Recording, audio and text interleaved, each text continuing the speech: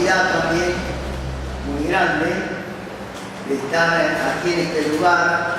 Me designaron nuestros compañeros que son los pastores, ¿no es cierto?, para que estuviera en esta tarde. Y como bien decía nuestro hermano, la responsabilidad que uno tiene es contar las cosas de la historia. Y cuando uno le toca, generalmente no van a elegir a un joven porque no tuvo mucha historia. Entonces nos eligen a los que somos mayores, ¿no? Y uno se va dando cuenta que tiene edad. Entonces le cuesta ya más vivir. Hemos cumplido por la sola gracia de Dios en el mes de octubre 75 años, por la sola gracia del Señor. Y cuando me dijeron no pude decir que no, y me empecé a preocupar y a buscar información histórica para que esto tuviese el propósito que decía recién Hugo. Y dice aquí el verso 11: antes se olvidaron de sus obras y de sus maravillas que les había mostrado. Y a mí me unía con el hermano José María Di Pardo, un anciano realmente extraordinario, un profesor de historia, una amistad muy grande. Él tenía 70 años y yo 25, una cosa así, pero teníamos carácter bravo los dos, a los dos nos gustaba la política y nos queríamos muchísimo y nos respetábamos muchísimo, igualmente con don Armando, ¿no? Pero justamente, como dijo alguna vez, y nuestra política, un político argentino, hay de los pueblos que se olvidan de la historia. Y hay de nosotros si nos olvidáramos de la historia, realmente. Por eso grandes hombres nos enseñaron, decían, ¿no?, que lo voy a nombrar algunos, pero justamente también tenemos que ordenar la historia, ¿no? Y para que lo sepa, como dice el verso 6, la generación venidera y los hijos que le nacerán. Y acá hoy nos enterábamos, ¿no?, de nuestra hermana que va a tener un bebé o una bebé. ¡Qué precioso! Entonces, ella, ellos, su esposo y todos los demás jóvenes que están acá, no nos olvidemos de las cosas que el Señor nos dio. Es interesante, el verso 11 dice: antes se olvidaron de sus obras y de sus maravillas que les había mostrado. ¿Cuántas maravillas nos mostró el Señor en nuestra vida? En mi vida, el Señor me rescató, me dio salud, ¿no es cierto? Nací casi muerto y me dio salud, estuve 7 días paralítico medio cuerpo. Así me dijo mi madre, y me daban por muerto, hasta me bautizaron las monjas con otro nombre.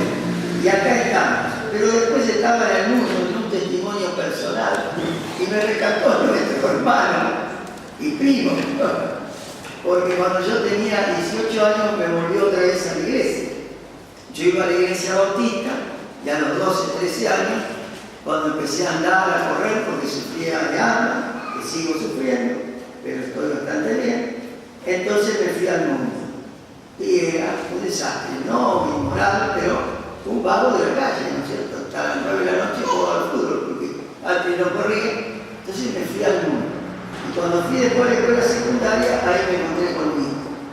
Y nos hicimos socios, y después nos hicimos primos, porque me casé con su prima. Entonces, me une una amistad muy grande, con un privilegio, te voy a dirigir yo, dice. Bueno, gracias a Dios. Pero que ninguno de nosotros los que estamos aquí se olviden de las maravillas que Dios hizo en sus vidas y que el Señor lo rescató lo primero.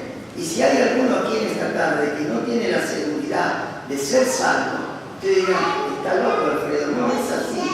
El otro día ya me escuché a un hermano, después me dice: predicamos poco el Evangelio. Digo, bueno, no sé, yo trato de predicarlo y de darle a las personas el Evangelio, ¿no es cierto?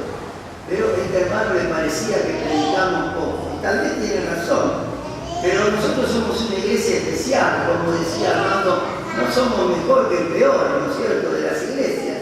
Decía don Armando: yo no soy mejor que el peor de los hermanos, ¿no? Pero justamente tenemos este privilegio, querido, que nuestros mayores, el otro día hablaba con nuestro hermano de Rico por teléfono un ratito, para saludarlo por la jornada que tuvo acá. Y él decía, Alfredo, hemos recibido todo. Cuando uno ve esto, yo que medianamente algo sé de construcción, esto es maravilloso, hoy no lo podríamos hacer, ¿no? Hoy no se podría levantar, pero lo levantó el Señor en el momento justo. Y las maravillas que hizo el Señor. Hoy tenemos todo ya servido. Y tengo esta revista, que como decía Hugo, sería bueno que la tuvieran todos. Yo tenía una de las originales, que igual que esta, la tercera ya nos hicieron más, y resulta que se la regalé a un pastor fiel de una iglesia de los hermanos libres en San Rafael, para que vieran nuestra historia. Y acá está nuestra historia, que la hizo, yo se la regalé. ¿Por qué tengo esta? Porque mi cuñado Carlos Di Pardo hace 2 años me regaló otra vez esta revista. Y me quedó, miren lo que es. Y esta revista la hizo el hermano Payares, que fuera pastor de la iglesia, dice breve hipnosis histórica de su vida y de la obra de los hermanos Di Pardo. Algunos me molestan cuando uno habla de Armando Di Pardo, o de Juan Pedro Marino, o del pastor Herrera, o de quien fueron nuestros mayores que nos dieron la posta para seguir adelante. A mí allá en la carrera el pastor Herrera me dio la obra, me la dio a mí, y se fue a Necochea. Una historia muy linda. Estaba la hermana Siria ahí, y dice, Siria, estos hermanos no entienden nada, si vos no sos miembro de la Necochea, vos sos miembro de La Plata. Y bueno, Siria, bueno, agárralo, agarrá la obra, que el hermano había empezado. Y de paso hago una acotación, que lo tengo acá nombrado en el final, con el hermano Herrera, con Benjamín, que vuelvo a decir, tuve el privilegio de compartir la obra allá en la carrera, de donde salimos, y el Señor me dio que ahí se estableciera mi don de pastor. Pero decía justamente que esa obra, como todas, tiene un comienzo, y decía que está muy bien puesto acá, dice, hermano Jorge Payares, pastor de la Iglesia Cristiana Evangélica en Buenos Aires, secretario general de la Comunión Espiritual Adelphia Hermandad, General Martínez 889, Buenos Aires, Argentina. Y la mayoría de los hermanos saben, no sé si todos, que nuestro hermano está por partir en estos momentos a la presencia del Señor. Y yo no lo iba a nombrar, porque un hermano que lo quería mucho, lo quiero, por supuesto, todavía está en este mundo, pero justamente hizo esto que es precioso. Los que lo tienen o lo han estudiado lo saben.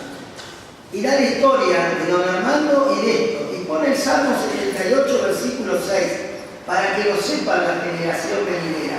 Y solo desean glorificar a Dios por lo que hizo en vos y a través de su consagrada vida, ¿no es cierto? En el caso de Armando. Teniendo en cuenta que él se consideraba a sí mismo como un miserable pecador arrepentido, lavado por la preciosa sangre de Cristo. Y aquí está lo que decía hace un ratito yo. Solía repetir, no soy mejor que el peor. Hay que decirlo esto, ¿no? Y con verdad, porque como uno puede decir para hacerse gracioso, ¿no es cierto?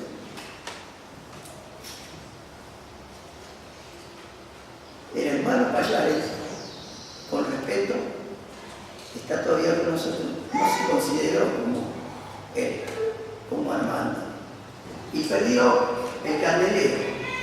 Decía de Armando, él era antorcha, ¿no? Tomando ese versículo de Juan 5:35.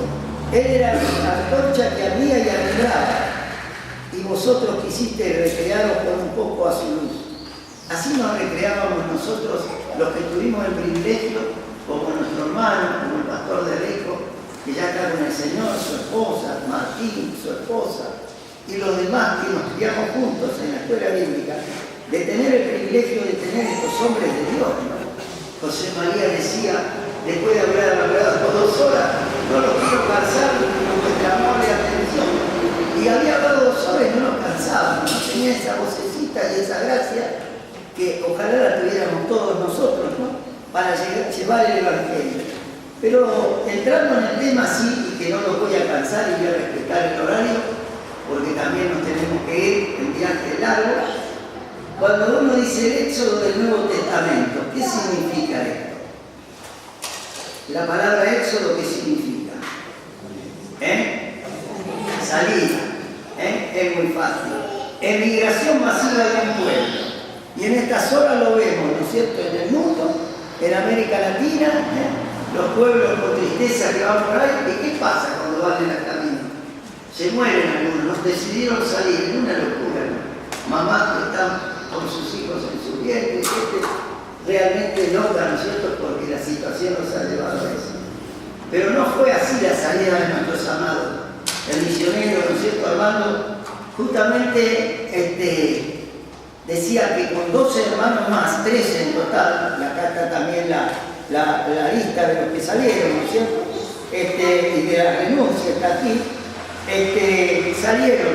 Y él le llamaba eso el éxodo del Nuevo Testamento. Tener que salir, no un pueblo entero, salieron 13 personas de una iglesia que tendría 60, 70, no sé, no muy grande, pero importante. Tenían todos cargos importantes, no eran hermanos cualquiera, pero ¿saben qué edad tenía Armando? 22 años.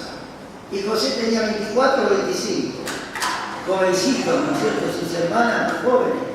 José era el mayor de los varones, y eran todos jóvenes. El papá, un anciano, sin letras, como dice la Escritura, y el Señor lo utilizó para salir. No se olvidaron de lo que Dios había hecho. Y Armando a esto le llama el primer momento crucial e histórico, en ese 15 de noviembre, que ahora se recordó, hace 83 años, de 1935, fue la salida de esos 3 hermanos fieles, que dejaron la iglesia, porque, como decía recién Hugo, corrientes modernistas, racionalistas, y agravadas por una tiranía eclesiástica. A este hermano Don Liborio, el pastor, que era un misionero, lo sacó a punta de una sevillana para que se fuera de la iglesia. En ese tiempo, querido, si pasara ahora, bueno, decimos cómo está todo, ¿no? Por ser fiel nuestro hermano. Por salir, como dice, no lo busquen, ¿no es cierto?, 2 Corintios 6, del 14 al 18, cumpliendo la tarea de la salida del pueblo para separarse de las apostasías. Eran en su mayoría integrantes de la familia de Pardo, encabezados por Don Liborio, y sintieron en su corazón justamente la carga del Espíritu Santo, fieles al Señor y a su palabra, con argumentos bíblicos, como decía recién Hugo, presentaron la renuncia. Y conocidas esas renuncias, aparecieron creyentes fieles también, que los querían llevar para sus denominaciones, ¿no? Yo recuerdo cuando Hugo me llevó a la iglesia de él, justo se inauguraba la iglesia de La Plata, entonces si me agarraba otro me iba a querer llevar a través de la iglesia bautista, donde todavía estaba mi mamá y adentro. Entonces, cada uno era bueno el criterio, ¿dónde lo llevo? Antes que se pierda, que vaya a cualquier iglesia. Bien, ¿no es cierto? Aclaremos. Y miren, hay un versículo, pero que está en Romanos 16:5, y después en 3 lugares más, que dice, si lo quiere lo busca, pero si no lo mismo para no perder tiempo.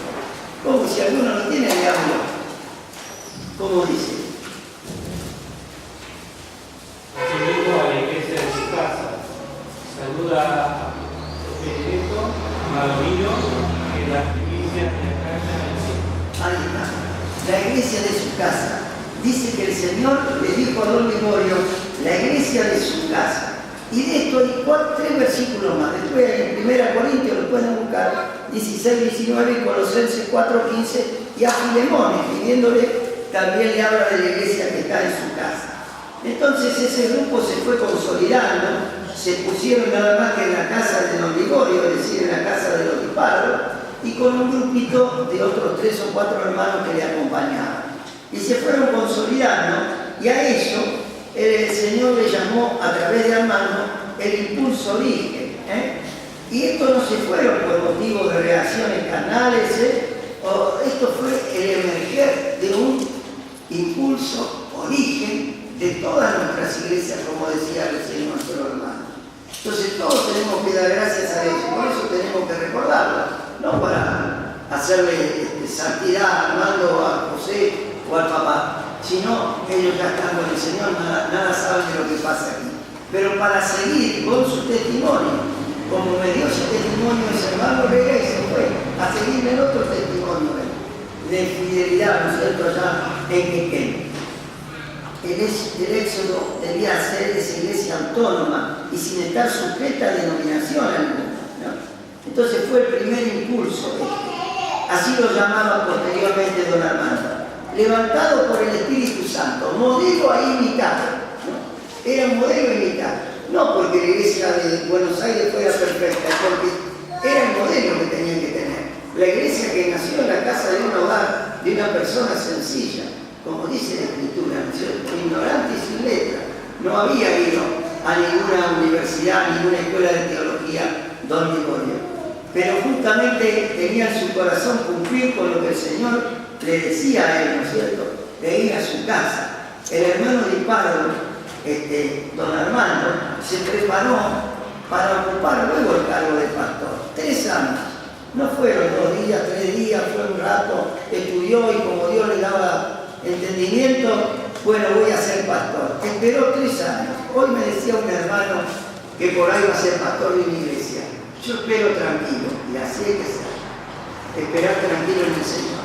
Si es la voluntad santa del Señor, pero mientras tanto preparate en la escuela bíblica ahora. Y él se fue a preparar en una escuela fiel que había, que era la escuela de los hermanos de la Unión Misionera Neotestamentaria, ¿no es cierto? Y acá, en esta parte, después de 3 años, don Armando es designado pastor de la iglesia en Buenos Aires. Se forma la iglesia. Esto sería el segundo movimiento histórico, ¿no? O el segundo hecho crucial, como le llaman, histórico. El comienzo del Éxodo y después el impulso de ese origen se concretó en la primera iglesia que se puso ahí en Buenos Aires. Su pastor y fundador de ese grupo fue don Armando. Su padre fue designado anciano, y diácono su hermano mayor José María. Y este fue un hito importante en la historia de la iglesia, fiel del siglo XX. Siempre le decía a nuestro misionero marino que don Armando era el teólogo más importante del siglo XX. Y así fue, aunque les parezca a nosotros mentira, y parecería que uno vuelve a decir, alaba a la persona. Y este hito que marca en los anales de la historia, el librito de nuestro hermano, del siglo XX, levanta una voz, defiende la doctrina bíblica de las iglesias todas, que tenían justamente en el comienzo, en la iglesia ahí de la capital federal. Pero Armando decía que debemos recordar, miren qué precioso, el comienzo del testimonio de Filadelfia, que hoy se sustentamos sin orgullo y con profunda humildad. Y así a los jóvenes que van a seguir en nuestro camino, el camino que nos legaron nuestros mayores de fidelidad, de conducta, no solo que vivía, predicaba la verdad Armando, la vivía. Cuando vendió su casa, preciosa, nueva, como hicieron algunos de ustedes que están acá, para que se comprara el templo en Buenos Aires. ¿Quién lo hace? Nos marcó ese hito a nosotros. Entonces no le interesaba el dinero, por eso dejó de trabajar, no para ser un vago y que lo sostuvieran los hermanos, para servir al Señor. Y José lo mismo. La iglesia fue levantada en fidelidad a la palabra de Dios, plantada como fundamental en la fe, totalmente autónoma, independiente de toda denominación, nacional y extranjera. Le vinieron un día a Armando a decir que le pusiera Iglesia Cristiana Evangélica bien en grande, y abajo Bautista, y le pagaban todo el sueldo a él, a la esposa, le ponían una radio, le ponían un templo maravilloso, pero dijo no. Esto no es. Y cuando le dijo no le pagaron más nada, ni le dieron nada, ¿no? Porque así era.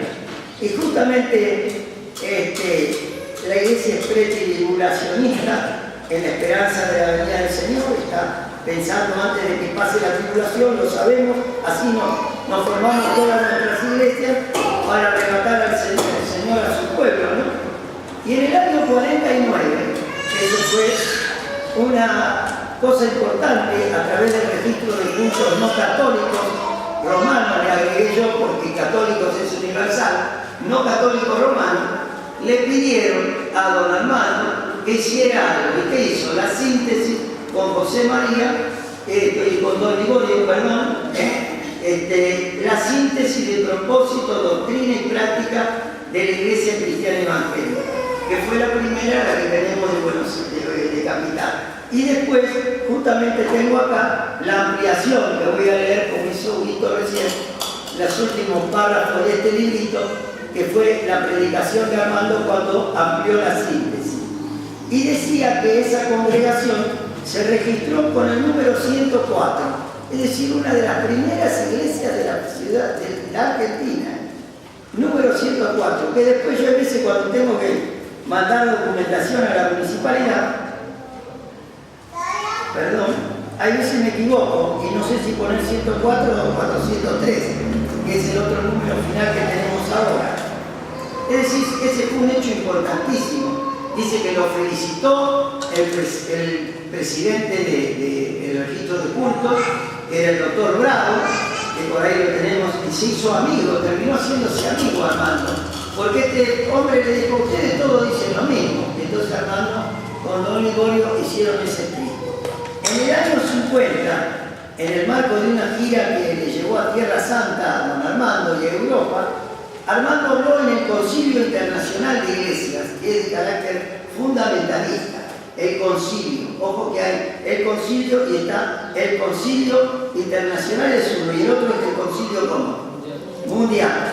El Concilio Internacional es fundamentalista, tiene su base en Ginebra y el otro también, pero el Señor le permitió a él, le concedió el mensaje de hablar de la cruz en la ciudad que estaba el Concilio Mundial de la Iglesia, que es ecuménico, ¿no? Y yo escucho una audición que algunos de ustedes me escuchan, y si bien tiene algunos errores de paso, digo, que son los de la BBN, ¿no es cierto? Y tenemos que tener cuidado y de paso darnos cuenta de los errores que hay, pero justamente son antiecuménicos, ¿no es cierto? Y no modernistas. Y hoy, con eso yo creo que nos basta, ¿no? Conocer a estos hermanos que son así. Y ya vuelvo a decirle que esto ocurrió en el año 50. Pero otro hito cercano, 2 años más adelante, en el año 52, se fundó esto, la Escuela de Teología Alerta, que surge del mismo movimiento, del mismo nombre, ¿no es cierto? Que era para la predicación, la defensa y confirmación del Evangelio. Con un tema que es la enseñanza, que es didáctico experimental. Por eso decía, Armando lo que predicaba, lo experimentaba. El hermano Marino no vinieron a este mundo para ser ricos, ni para ser abogados exitosos o arquitectos exitosos, o algunos de ustedes han hecho eso, ¿no es cierto? Gracias a Dios, han colgado el título después que estudiaron, que también decía el hermano Marino, tienes que estudiar, vos que no tenés salud más, me decía. Y gracias a Dios, ¿no es cierto? Entonces uno llegó a poder estudiar, terminar con el amor de los hermanos y la preocupación de